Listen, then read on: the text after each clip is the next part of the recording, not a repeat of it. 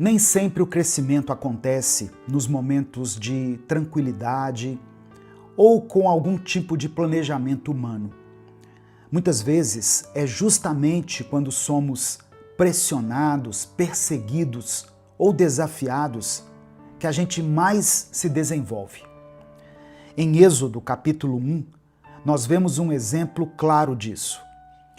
O povo de Israel, que em um momento de escassez foi acolhido e privilegiado na terra do Egito, agora, em Êxodo 1, experimenta a dor da opressão. Mas essa dor não os destruiu. Pelo contrário, ela os fortaleceu e os multiplicou. E assim também acontece com a gente. Deus muitas vezes permite as adversidades, não para nos punir, mas para nos impulsionar a crescer. Bom dia, meu querido irmão, minha querida irmã. A paz do Senhor esteja sobre a sua vida. Quem fala aqui é o pastor Edivaldo Oliveira e eu convido você para mais uma reflexão do Minuto com Deus. Eu já peço que você dê o like aqui no vídeo. O seu like é muito importante. Através do seu like, o YouTube recomenda essa mensagem para outras pessoas. Se você está chegando por aqui hoje, seja bem-vindo, seja bem-vinda. Eu convido você a se inscrever no canal, a conhecer os nossos outros vídeos. Nós estamos aqui no YouTube há mais de 10 anos. E quando você se inscrever, ative o sininho das notificações que vai aparecer para você. Assim você vai ser avisado toda vez que eu postar um vídeo novo. Minuto com Deus é um projeto evangelístico independente. Portanto, se você quiser apoiar o nosso ministério, se você quiser contribuir com o trabalho que nós fazemos aqui todos os dias, seja membro do canal. Ou você pode nos apoiar através da nossa chave Pix, que é o nosso CNPJ, e está aqui na descrição do vídeo. Que Deus abençoe e multiplique poderosamente na sua vida. O texto que eu quero compartilhar com você hoje está em Êxodo 1. Eu começo com o versículo 8, que diz assim: Então subiu ao trono do Egito um novo rei, que nada sabia sobre José. Tem algumas versões que diz assim, que não conhecia José. Essa expressão aqui, não conhecia José, não significa ignorância histórica, mas sim desprezo político. Ou seja, o novo faraó escolheu ignorar a aliança de gratidão que havia feito entre Egito e Israel, por conveniência política e econômica. Essa mudança marca uma nova era. O status privilegiado de Israel no Egito se deteriorou à medida que as autoridades egípcias passaram a ver os hebreus como uma ameaça e não mais como aliados. Esse cenário nos lembra que o favor humano é temporário. A nossa segurança deve estar firmada em Deus e não nas circunstâncias ou nas conexões políticas e sociais que hoje podem até nos favorecer, mas amanhã podem ser retiradas de nós. No final dessa mensagem, eu quero orar por você. Por isso eu peço que você escreva aqui nos comentários o seu pedido de oração e declare pela fé o seguinte: minha confiança está em Deus. Amém? Você pode escrever isso aqui? Minha confiança está em Deus. Continuando aqui, o novo faraó, temendo o crescimento do povo hebreu, diz o seguinte no verso 9: Vejam, o povo israelita é agora numeroso e mais forte que nós. Esse medo era característico das potências da antiguidade.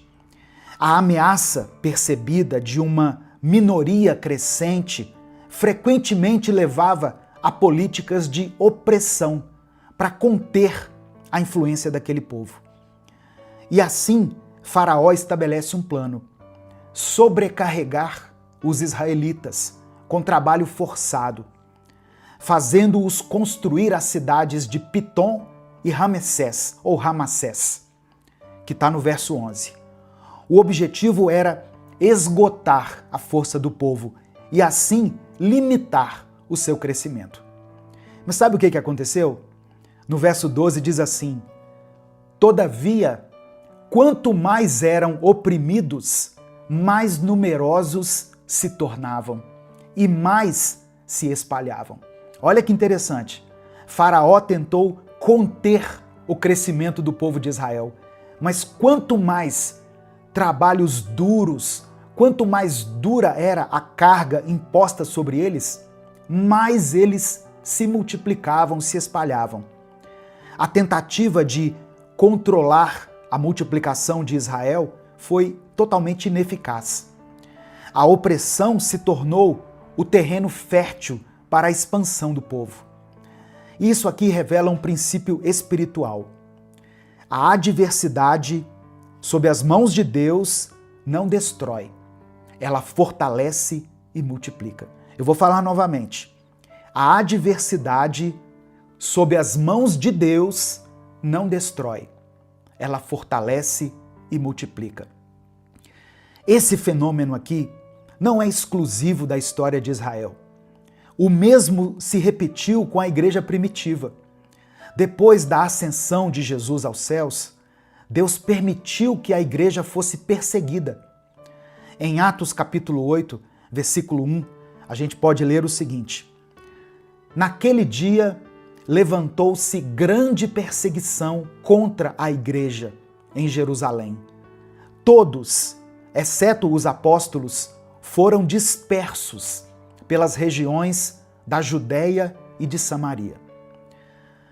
O que parecia ser um golpe mortal contra a igreja foi, na verdade, o início da multiplicação do evangelho. Porque no mesmo capítulo de Atos, capítulo 8, no versículo 4, diz assim: os que haviam sido dispersos pregavam a palavra por onde quer que fossem.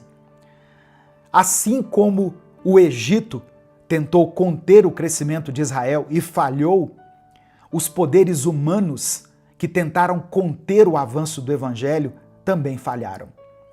A perseguição não deteve o crescimento da igreja, mas ela serviu como um catalisador para a sua expansão além das fronteiras de Jerusalém. Esse padrão divino se repete na nossa vida pessoal também. Deus permite as adversidades para nos amadurecer. Muitas vezes, irmãos, o crescimento espiritual, emocional e até profissional acontece não nos tempos de conforto, mas nos períodos de luta. Por exemplo, a perda de um emprego pode nos ensinar a depender mais de Deus e desenvolver novas habilidades. Uma enfermidade pode fazer com que nós tenhamos mais empatia com aqueles que sofrem e a sermos gratos pela vida. Um relacionamento difícil pode nos ensinar sobre o perdão e pode nos dar maturidade emocional. Tiago, capítulo 1, do verso 2 ao verso 4, confirma esse princípio. O apóstolo Tiago escreveu assim: meus irmãos, considerem motivo de grande alegria sempre que passarem por qualquer tipo de provação, pois saibam que a prova da sua fé produz perseverança. Romanos capítulo 5, versículos 3 e 4, também reforça o seguinte: nos gloriamos nas tribulações, porque sabemos que a tribulação produz perseverança. A perseverança, um caráter aprovado. E o caráter aprovado, esperança.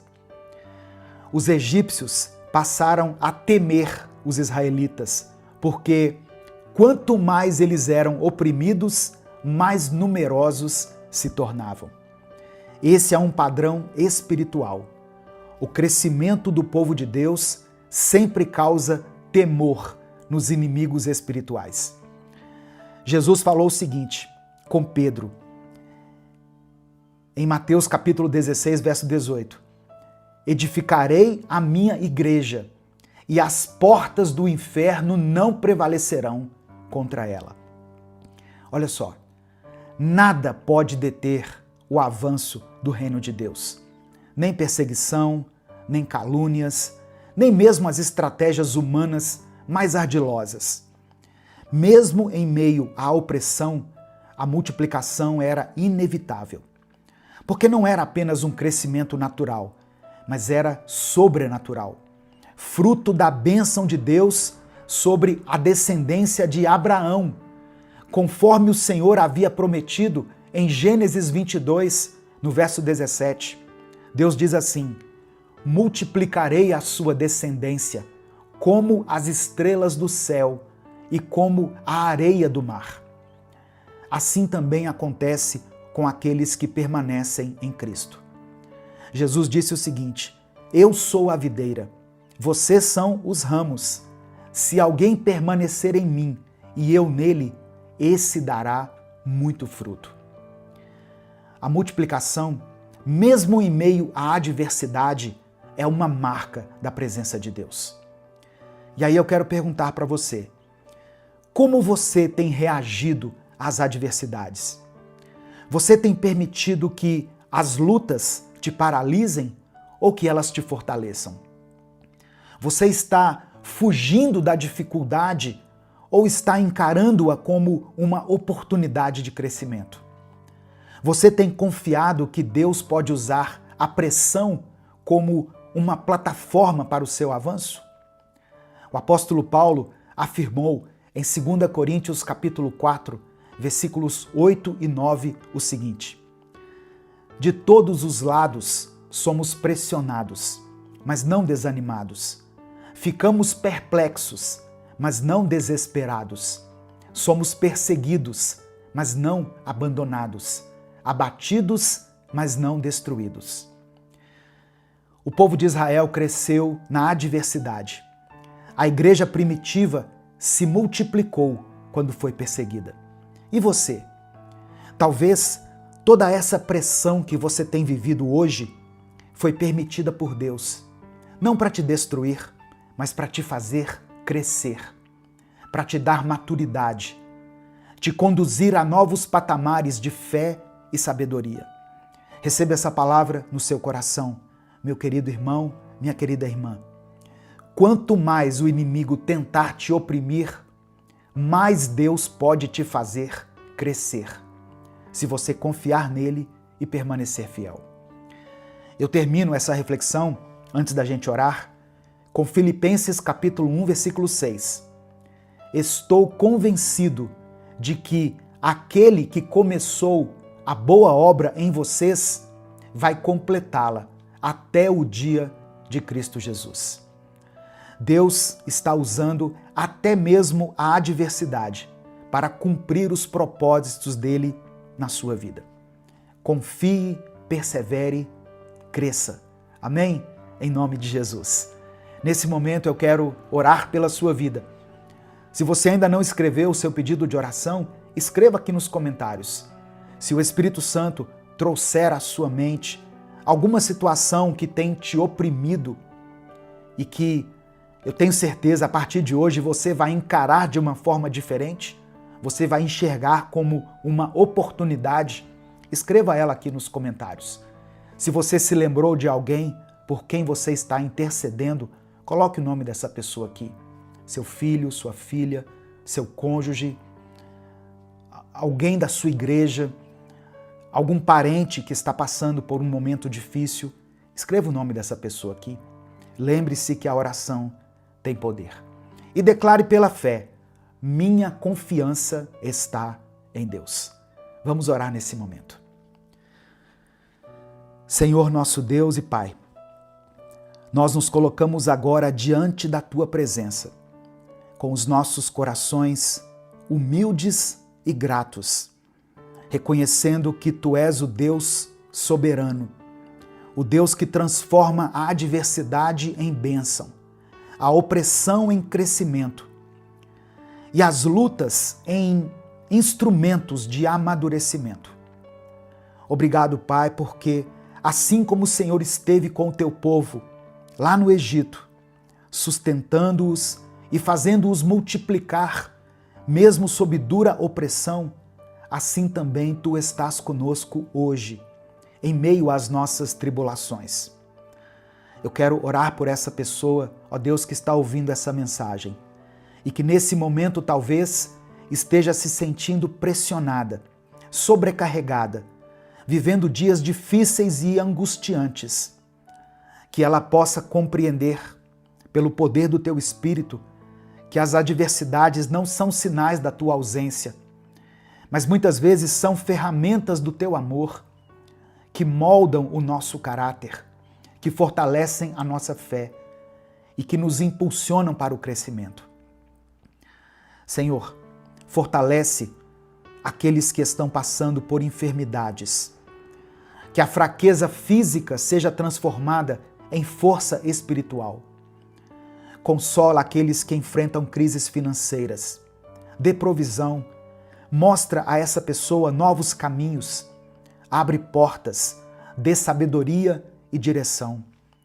Abençoa, meu Pai, as famílias que se encontram divididas ou feridas, que haja reconciliação, perdão, diálogo e restauração. Levanta, Senhor, líderes espirituais, homens e mulheres que, como Israel, saibam crescer em meio à oposição, mantendo firme a sua confiança no Senhor. Eu peço que a tua igreja continue a se multiplicar, mesmo quando perseguida, caluniada ou desprezada. Que sejamos uma geração que entende que as provações são oportunidades de testemunho. Abençoa, Deus, aqueles que estão sendo chamados a novos desafios. Tira todo medo, que eles possam avançar com coragem, certos de que o Senhor vai à frente, abrindo caminhos e os sustentando com a tua mão poderosa. Que cada um de nós permaneça em Cristo, a videira verdadeira, frutificando abundantemente, mesmo em terrenos áridos, confiantes de que a boa obra que o Senhor começou será completada. Pedimos pela fé que o Senhor nos fortaleça nessa jornada e que a nossa vida seja um instrumento para a tua glória. É por isso que nós oramos e desde já te agradecemos.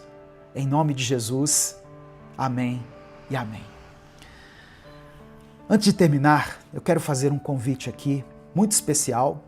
Talvez você já tenha até ouvido, mas eu quero que você ouça novamente. Você tem um sonho de conhecer Israel? Você tem esse desejo no seu coração? Que tal conhecer Israel e ainda por cima passar por Paris, a cidade encantadora que é Paris? Talvez esse sonho esteja mais perto de se realizar do que você imagina. Vem aí a nossa caravana Paris-Israel, que vai ser em outubro de 2026. Imagine, irmãos, pisar nos mesmos lugares que Jesus caminhou, conhecer o Mar da Galileia, orar juntos no Jardim do Getsêmani, conhecer Jerusalém, Belém e tantos outros lugares mencionados na Bíblia. Essa é uma viagem que transforma vidas, que renova a fé e que aprofunda a nossa experiência com Deus. E além disso, nós teremos momentos de comunhão, ministrações especiais e a oportunidade de fazer parte de um grupo que busca crescer espiritualmente, vivendo dias inesquecíveis. Eu quero pedir que você faça contato com a Aleph Turismo no WhatsApp que está aqui na descrição desse vídeo e garanta a sua vaga nessa caravana, que vai marcar para sempre a sua vida. E fica também o convite para que você participe do nosso encontro de casais, Casamento Firmado na Rocha, que será em agosto de 2025 aqui em Belo Horizonte.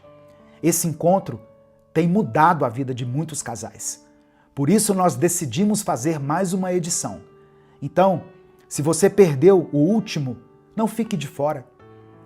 Essa é uma oportunidade de você investir no seu relacionamento conjugal, de você reparar alguns erros que possam estar comprometendo o seu casamento, de você renovar os seus votos com essa pessoa que está ao seu lado. Tudo isso num final de semana aqui em Belo Horizonte, em agosto de 2025. O número de WhatsApp para você fazer contato também está aqui na descrição do vídeo e no comentário fixado. Não perca tempo. Muitos casais estão nos procurando e nós temos um limite de vagas. Amém? Invista na sua família. Não desista do seu casamento. Aquilo que Deus uniu, não separe o homem. Essa mensagem abençoou a sua vida? O Espírito Santo falou com você? Então, compartilhe ela com seus contatos. É só clicar aqui no botão compartilhar, selecionar a opção WhatsApp e mandar para os seus grupos, para as suas listas e para aqueles que você ama. Deus te abençoe.